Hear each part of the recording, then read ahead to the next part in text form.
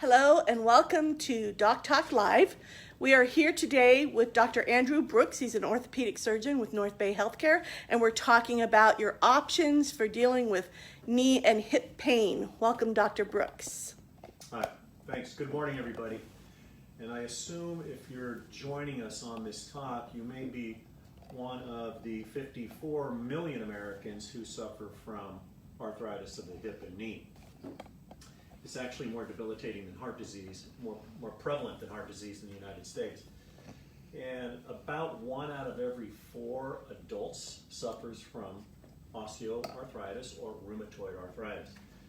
And that's greater than 25 million Americans are basically debilitated from arthritis. So it's a significant problem in the United States and worldwide.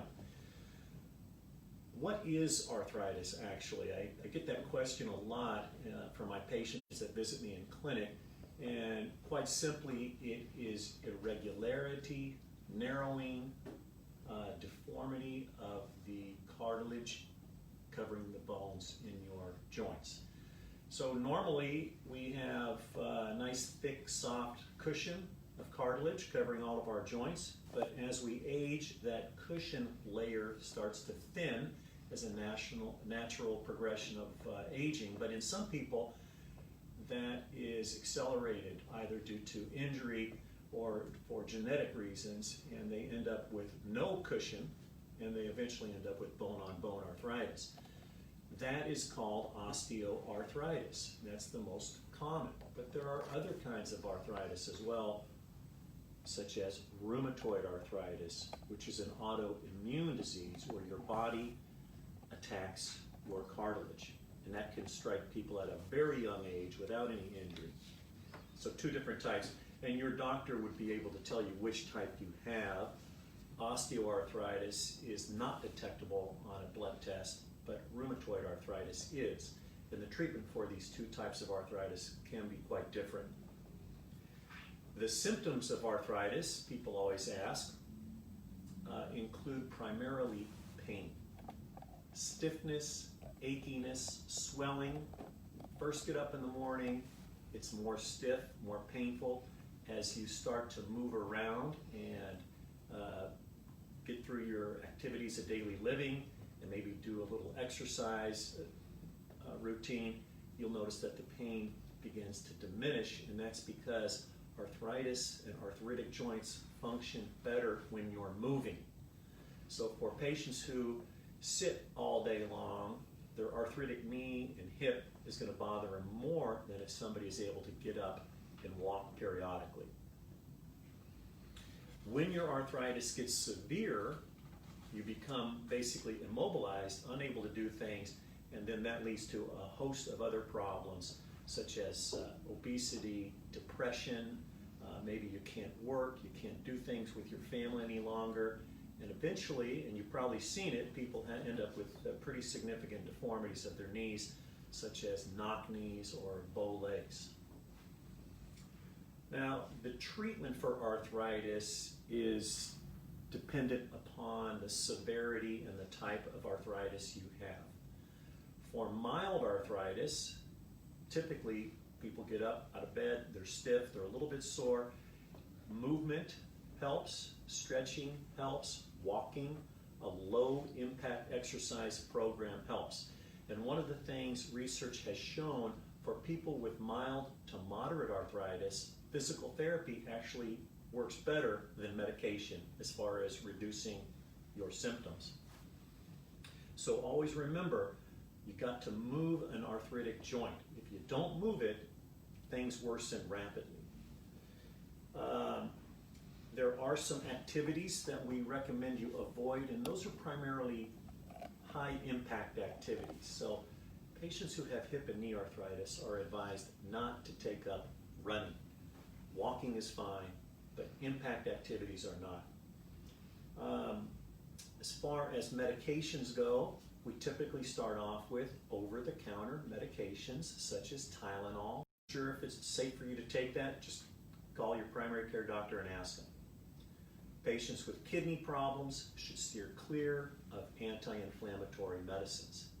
Patient with liver problems should steer clear of Tylenol.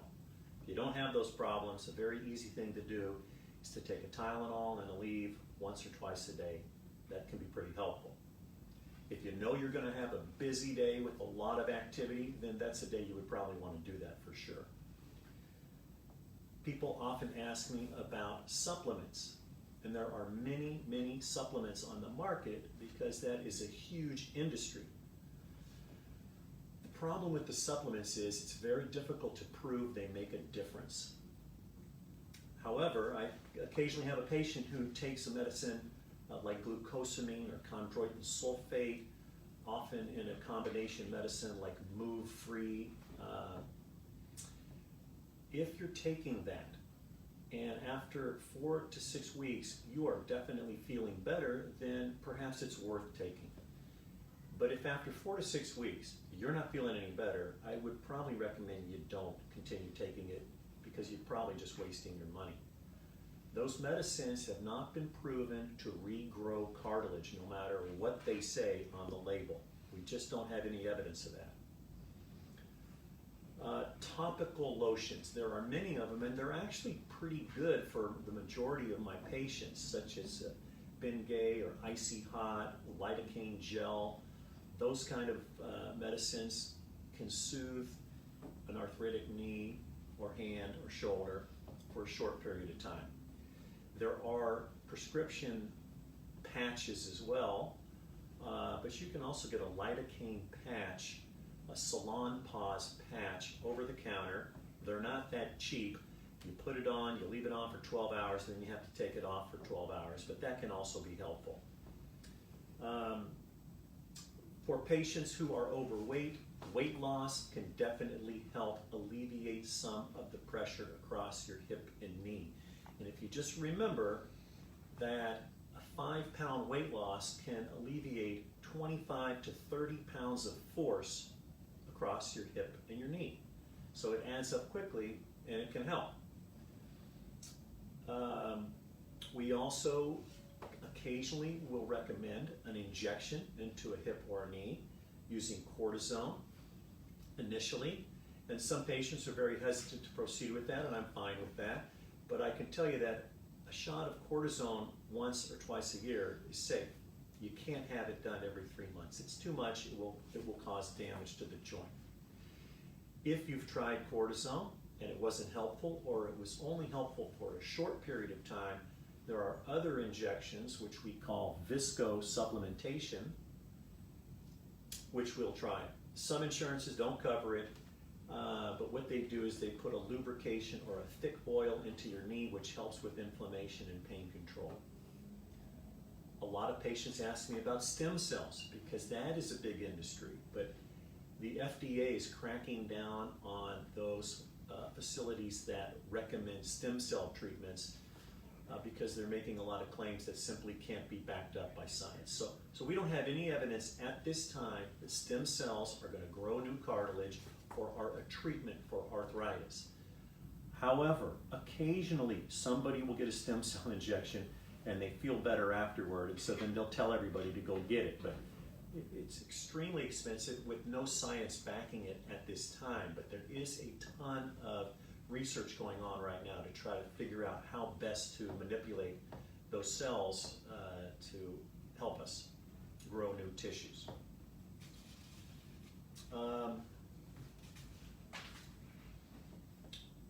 Once you've exhausted non-surgical treatment and you feel like your activities of daily living are becoming increasingly limited and your pain is keeping you awake at night and you can't do things that you've wanted to do in the past, then we consider surgical options. You have to see an orthopedic surgeon, have x-rays taken, have an exam performed, and discuss what options are available as far as your condition is concerned. There's mild arthritis, moderate arthritis, severe arthritis, and we don't recommend surgery for everybody.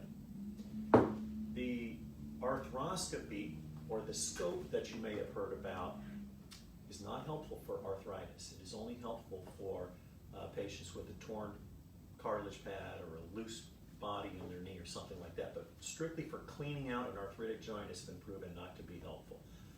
And so that's a very small surgery with a short recovery, but it's just not helpful for arthritis.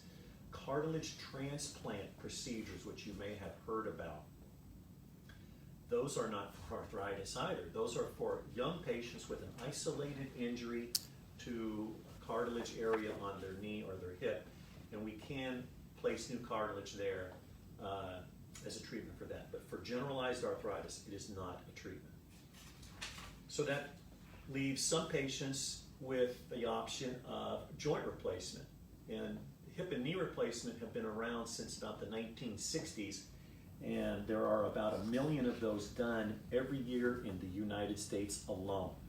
It is probably one of the most successful procedures that we do as surgeons. It can restore somebody's activities, it can return them to a high level of functioning in a short period of time.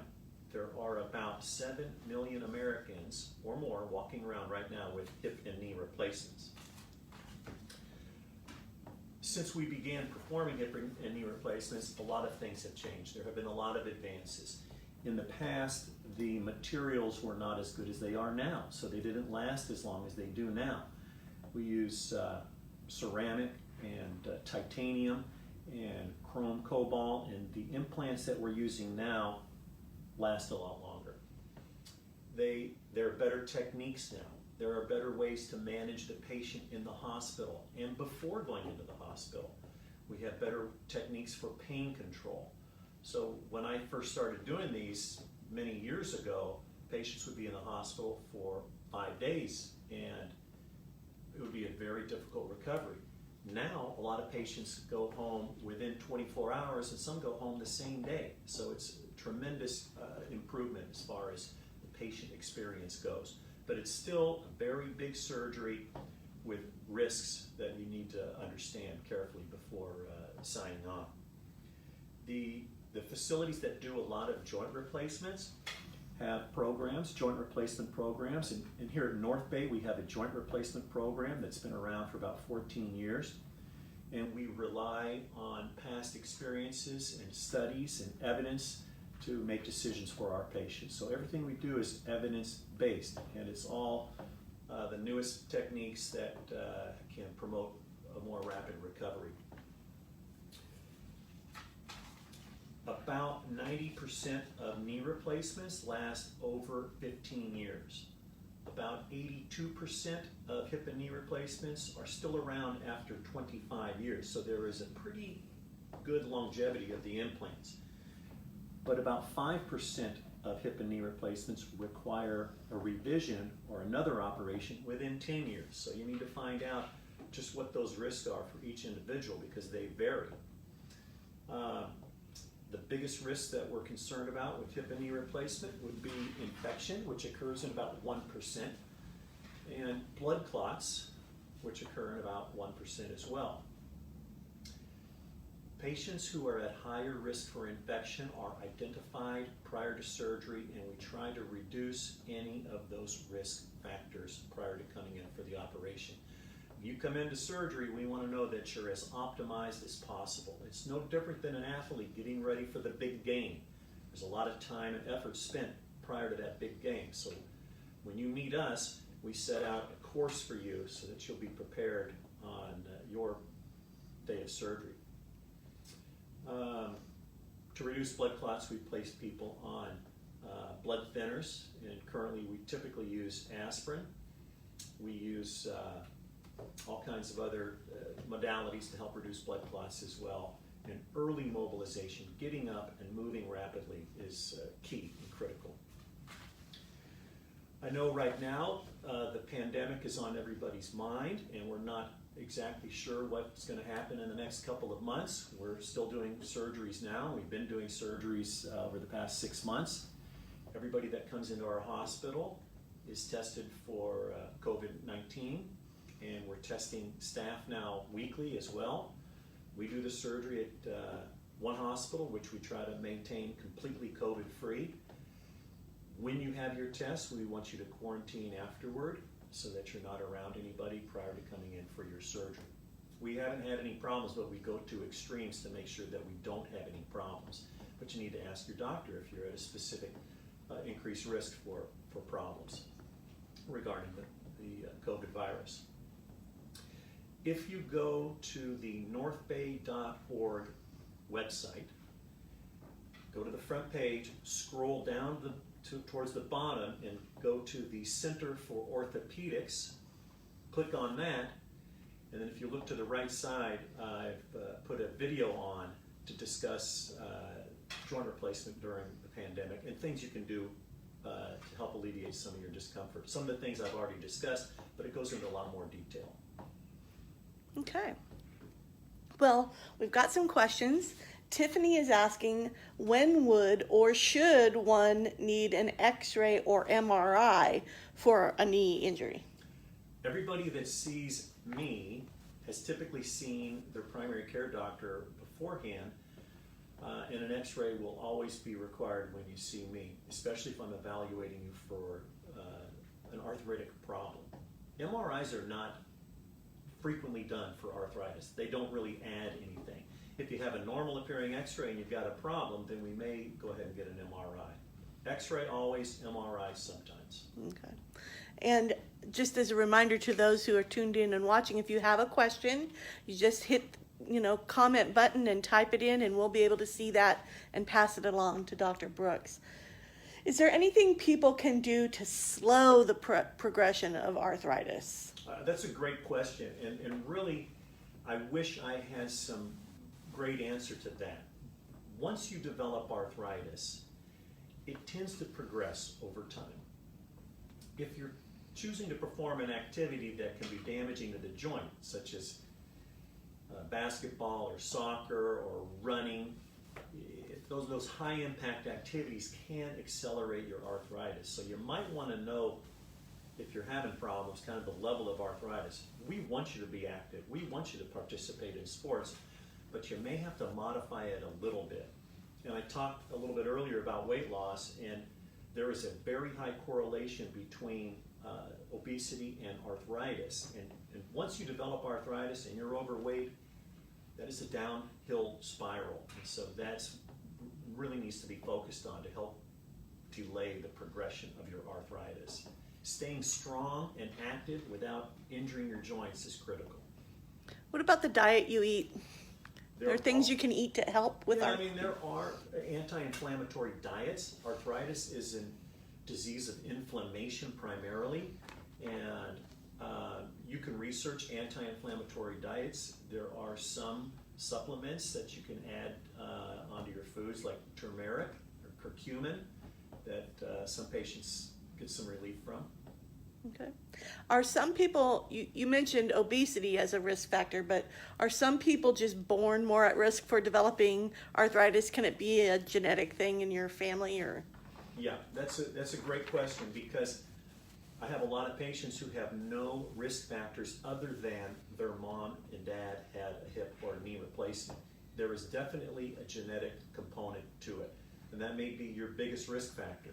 But if you don't have that in your family, your other risk factors would be prior injury, prior surgery on a hip or knee, some type of damage that leads to injury to the cartilage. Is it only arthritis that can be the cause of pain in knees and hips, or are there other things that you need to look for to see if you have? Well, that's why if you have an ongoing problem in your knee or hip and it's hurting and it's not resolving, you need to be seen, evaluated, have an x-ray done. Maybe it's not arthritis. Maybe it's a simple problem that can be easily addressed. Okay. Joint replacement surgery. How long after will a person be able to stand up and walk and move around? So, like I mentioned earlier, we're much more aggressive now with our recovery following joint replacement. We have a rule here at our hospital that your feet are on the floor in 4. So in other words, within 4 hours after your surgery, you're up and you're walking. You may not be walking far, but you're walking. And in some patients, they can walk pretty well immediately afterward, but you're definitely up, moving around. And for the vast majority of the patients, they're home within 23 hours. Wow. Are they using canes or other assisted devices while they're walking? Right. Depending on the patient's capabilities. So my older patients will use a walker for 2 to 3 to 4 weeks. Younger patients get rid of the walker or the crutches pretty quickly and go to a cane. Okay. And are there, with it, once you've had it done and you've healed, are there limits on the types of activities you can do? In other words, you talked about when you have arthritis, we want you to limit, if you're a runner, take it easy. What about after you've had the joint replacement? So what I tell patients is a joint replacement does not restore you to age 18. Too bad. You have to be careful and cautious about certain activities. I don't really have to place that many restrictions on my patients because typically they are aware of what they should and shouldn't do. The only thing we don't really want them to do is twist that hip or knee into a real awkward position or take up long distance running. But most people can return to skiing, bike riding, hiking, walking, swimming, all the activities that they like to do generally are safe. What's the implant made of? There are a number of different types of implants. The most common ones are made out of titanium. They're metal alloys, which means there's more than one type of metal that makes up the implant. Cobalt chrome, there's a little bit of nickel in them, and ceramic. And then there's a very fancy plastic called polyethylene. Is there any kind of risk for your body rejecting the implant? So it's an extremely low risk for your body to reject an implant. And there may be an extremely small percentage of patients that might have an allergic reaction to them. We almost never see that, and it is even debatable if that actually even occurs. But we ask about metal allergies when we see our patients prior to surgery. Okay. So you talked about risk factors. Does that mean that some people just aren't a good candidate for a joint replacement? And some Yes, aren't? Okay. it does. I mean, there are patients who have so many medical problems that the risk of the surgery is greater than the benefit. That doesn't happen very often, but it can happen. So that's why talking to your primary care doctor, getting all your medical problems tightly managed and taken care of is critical prior to surgery. We don't bring anybody into the operating room unless they've been optimized prior to surgery. Okay. And so there's no such thing as I don't know, maybe you can take cartilage from some other creature and put it in there like they do heart transplants and, valve replacements and stuff? Well, they've tried it, but it is not mainstream by any stretch. Right? Okay. If there's anything else you want the viewers to know about joint replacement, what's your elevator talk? What would you tell them? I just say, I tell all my patients, we want to be as transparent as possible. I don't want anybody to have any unrealistic expectations. It's a big surgery. It requires some time and recovery. There's a lot of advertising out there making it sound like it's a breeze. And for some people it can be, but it's something you need to really fully understand, educate yourself ahead of time prior to making that decision. It's a big decision.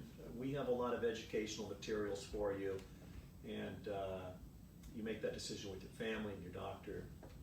You said this program's been around at North Bay for 14 years. How many of these types of surgeries have we done? Estimate?